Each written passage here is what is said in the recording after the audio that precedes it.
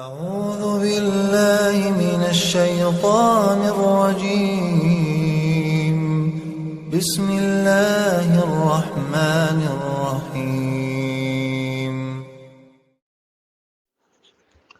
الحمد لله وكفى والسلام على عباده الذين اصطفى اما بعد. امام احمد بن حنبل، امام ابو داود، امام دارمی رحمہم اللہ نے سیدنا علی بن ابی طالب رضی اللہ تعالی عنہ سے اللہ کے رسول صلی اللہ تعالی علیہ وسلم کا ارشاد نقل کیا ہے: من ترک موضع شعرة من جنابہ لم یغسلها فعل بها كذا وكذا من النار. قال علی فمن ثم أعديت رأسي قاله ثلاثا. اللہ کے رسول صلی اللہ تعالی علیہ وسلم نے ارشاد فرمایا، جس شخص نے غسل جنابت میں جب اس پر ناپاک ہونے کی وجہ سے غسل فرض ہو گیا، ایک بال بھر بھی جگہ دھونے سے چھوڑ دی، رہ گئی، تو اس کو دوزخ کا ایسا ایسا عذاب دیا جائے گا۔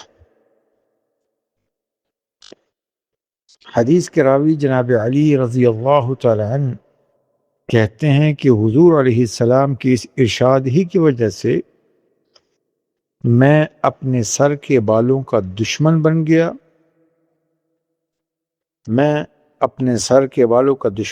گیا، تین مرتبہ یہ جملہ ارشاد فرمایا۔ یعنی سیدنا علی رضی اللہ تعالی عنہ نے اس حدیث شریف کی بنیاد پر کہ غسل جنابت میں جب اللہ کا حکم یہ ہے وَإِن كُنتُمْ جُنُبًا فَاطَّهَّرُوا، کہ جب تم پر غسل جنابت لازم ہو جائے اور تم ناپاک ہو جاؤ تو پھر تمہیں خوب مبالغے کے ساتھ پاکیزگی حاصل کرنا ہے۔ کلی کرنا، غرغرہ کرنا لازم ہے، عام صورت میں سنت ہے، لیکن غسل میں یہ لازمی ہے زیادہ اہتمام کے ساتھ، الا یہ کہ روزہ ہو، مبادا حلق سے پانی نیچے اتر جائے، اس صورت میں بس پانی کو منہ میں پھرانے پر اکتفا کر لے۔ اور ناک میں پانی کھینچنا وضو میں سنت ہے، لیکن جب غسل جنابت ہو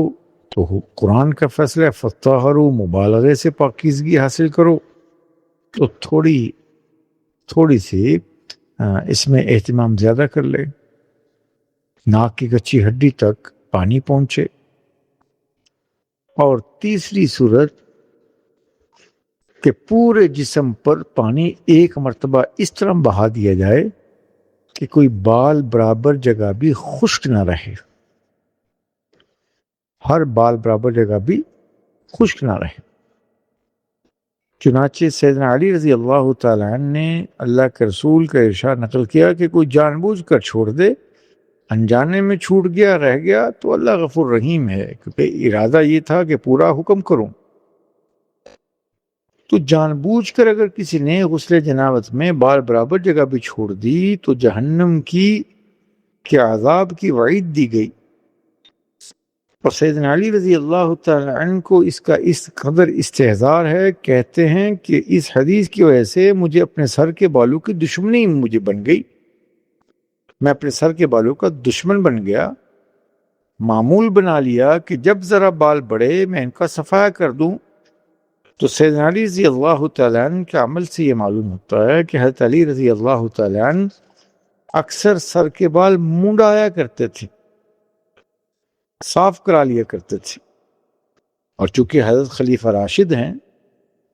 اور اللہ کے رسول صلی اللہ علیہ وسلم کا ارشاد کہ علیکم بسنتی و سنت الخلفاء الراشدین المہدیین، کہ تم پر میری سنت کا اتباع بھی لازم ہے اور میرے خلفاء راشدین کی سنت کا اتباع بھی لازم ہے، تو تو خلیفہ راشد کے عمل کو حضور علیہ السلام نے سنت قرار دیا، تو ایسے ہی سیدنا علی رضی اللہ تعالیٰ عنہ کا عمل اسی بنیاد پر فتاوی عالمگیریہ میں سر مڈانے کو سنت سے تعبیر کیا۔ اگرچہ ہمارے نبی صلی اللہ علیہ وسلم کا مبارک عمل سر پر بال رکھنے کا ہے، باقی خلفاء کا بھی یہی عمل ہے،